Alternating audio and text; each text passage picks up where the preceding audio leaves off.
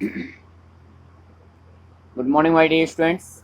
मैं आपका गणित अध्यापक शुभम तिवारी, माय ज्ञानोदय संस्कार अकादमी बिरदा ललितपुर से। आज दिनांक 15 अक्टूबर 2020 दिन गुरुवार की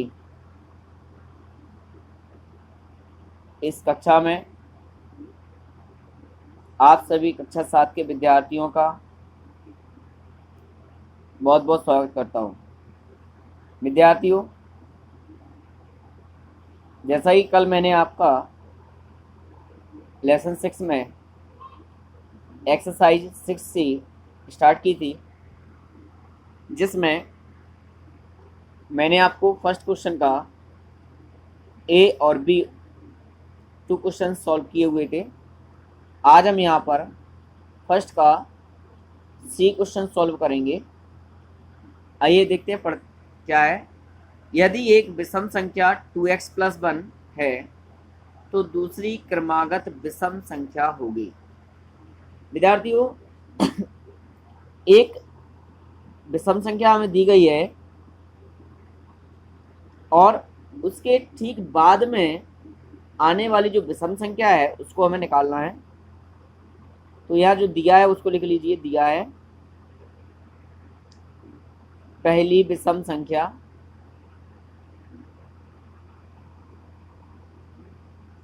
बराबर 2x + 1 और दूसरी विषम संख्या हमें निकालना है, ज्ञात करना है। तो ये हमें निकालना है। अब अगर हम आपसे पूछें कि विषम संख्याएं किन्हें कहती हैं, तो आप कहेंगे सर जो 2 से विभक्त नहीं होती हैं उन्हें विषम संख्याएं कहते हैं। अब अगर विषम संख्याओं में अगर हम बात करें कितने का समान अंतर होता है, तो 2 का अंतर होता है क्रमागत में। जैसे पहली विषम संख्या अगर मान लीजिए 1 है तो दूसरी विषम क्या होगी 3। तो 1 और 3 में कितने का अंतर आया 2। अगर मान लो पहली विषम संख्या 3 है तो दूसरी क्या होगी 5। क्रमागत का अर्थ है क्रमानुसार आने वाली संख्याएं। तो यहां पर हम निकालेंगे दूसरी विषम संख्या। निकालने के लिए हम पहली विषम संख्या में 2 जोड़ देंगे। कितना जोड़ देंगे 2। तो दूसरी विषम संख्या बराबर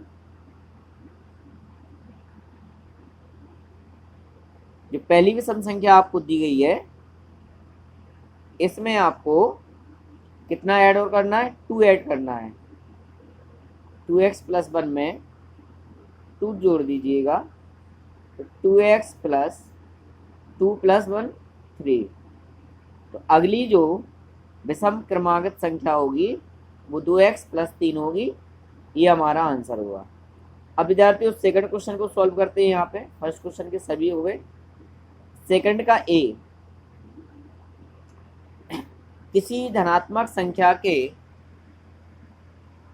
2/3 और 1/3 में अंतर 7 है, अर्थात किसी संख्या का 2/3 और उसी का 1/3 का अंतर कितना है 7। तो आइए इसको सॉल्व करते हैं। संख्या क्या है।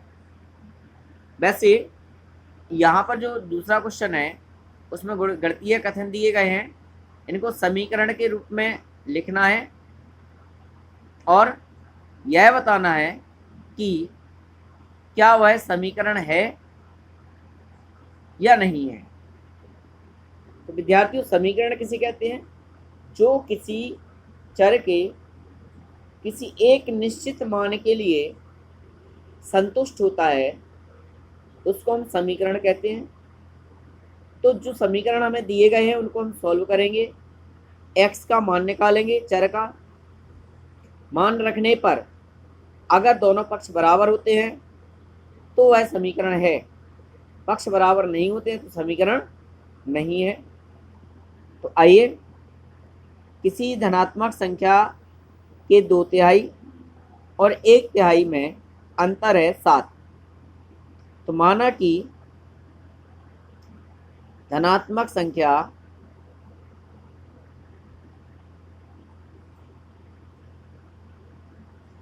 बराबर x। अब x का 2/3 संख्या का 2/3। 2/3 का अर्थ है किसी भी वस्तु के 3 हिस्से, 3 में से 2 हिस्सा, x का 2/3, ये 2/3 कहलाएगा 2x/3। इसी का 1/3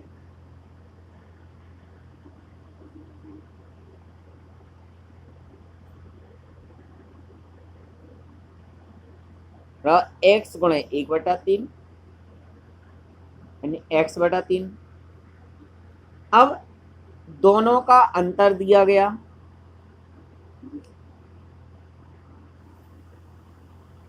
दोनों का अंतर बराबर कितना है 7। 2/3 और 1/3 का अंतर है, यानी इसमें से इसको घटाना है। 2x/3 माइनस x/3 बराबर कितना होगा 7। तो ये इक्वेशन सवाल के अनुसार हमारे पास प्राप्त होती है।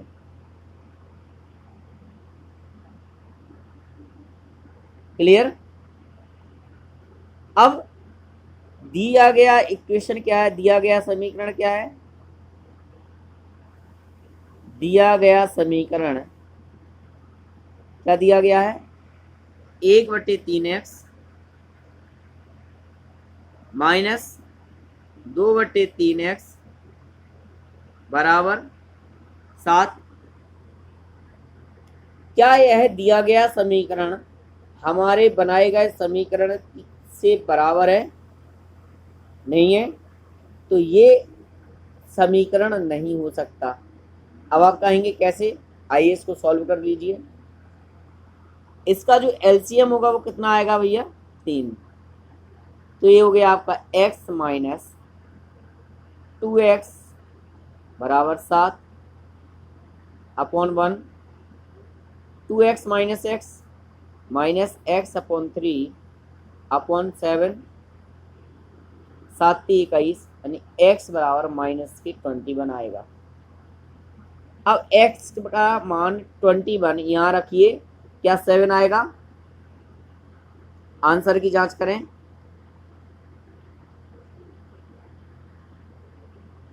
उत्तर की जांच होगी तो x/3 माइनस 2x/3 बराबर 7। x का मान -21 आया बटे 3, x का मान 21 आया, 21 दूनी 42, तो ये प्लस के 42 मतलब minus into minus c plus हो जाएगा 3। तो ये हुआ आपका कितना?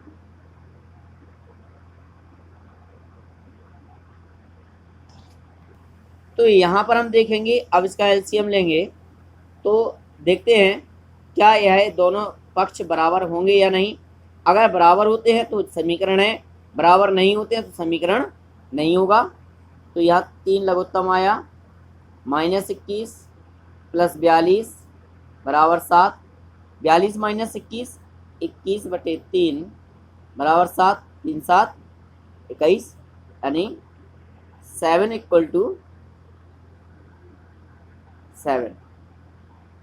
अर्थात दोनों पक्ष बराबर है, तो दिया गया समीकरण है।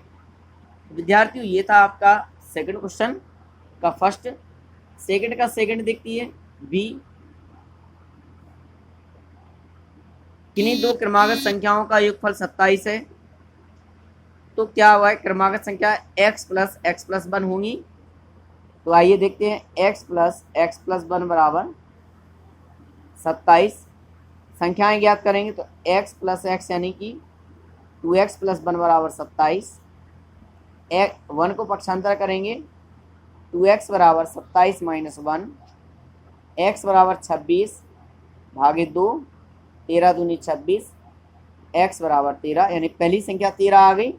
दूसरी संख्या क्या है? x प्लस 1, तो 13 प्लस 1 यानी 14, जी हाँ बिल्कुल, 13 14 को जोड़ा 27, तो दिया गया समीकरण समीकरण है। अर्थात यहां लिख देंगे अतः दिया गया समीकरण x प्लस 1 27 एक समीकरण है। तो ये विद्यार्थी हमारा आज का टॉपिक था। 2 सवाल हमने आज किए। कल तीसरा, चौथा, पांचवा, छठवां करेंगे। तब तक आप सभी को बहुत बहुत शुभकामनाएं जुड़ने के लिए। Thank you so much.